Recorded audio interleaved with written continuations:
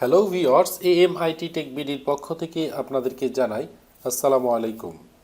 আজকে আপনাদের সামনে আমি আবারও একটি নতুন ভিডিও নিয়ে চলে আসলাম। আজকের স্ক্যানারের মডেল এইচপি স্ক্যানজেট প্রো 4500 fn1।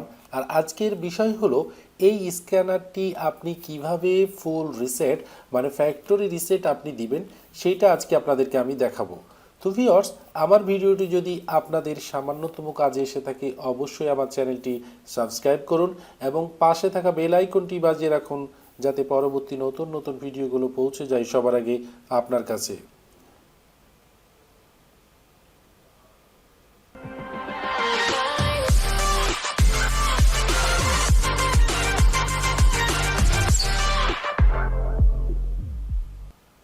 সর্বপ্রথমে আমরা স্ক্যানারটির কন্ট্রোল প্যানেলের সাথে একটি পরিচিতি হয়ে নেব।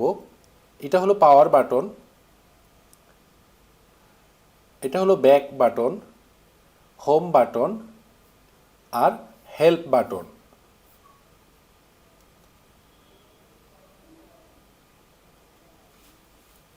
আর এটিতে একটি ডিসপ্লে থাকে যেটা হলো টাচ ডিসপ্লে। এখন আমরা রিসেট দেওয়ার জন্য আমরা সর্বপ্রথমে সেটিংসে ক্লিক করব।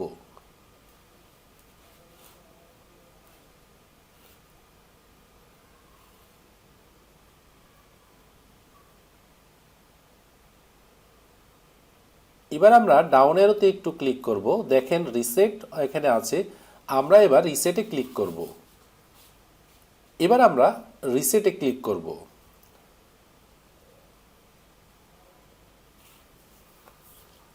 এই রিসেটে ক্লিক দেওয়ার সাথে সাথে স্ক্যানারটি অটোমেটিক আপনার পাওয়ার অফ হয়ে আবার অন হবে, মানে আপনার স্ক্যানারটি রিস্টার্ট নেবে।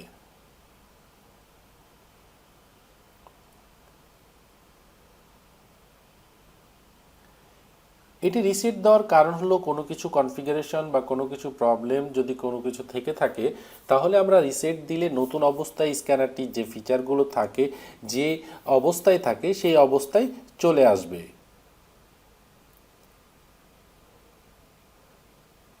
তো আমরা ল্যাঙ্গুয়েজ সিলেক্ট করি ইংলিশ,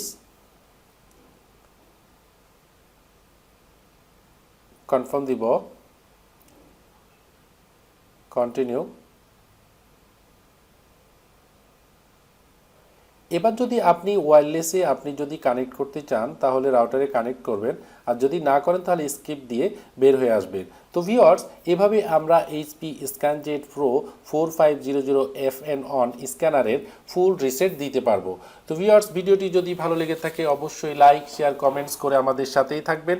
আজ এই পর্যন্ত, দেখা হবে অন্য কোনো ভিডিও নিয়ে, অন্য কোনো প্রিন্টারের মডেল নিয়ে, অন্য কোনো বিষয় নিয়ে। আশা করি ততক্ষণ পর্যন্ত ভালো থাকবেন।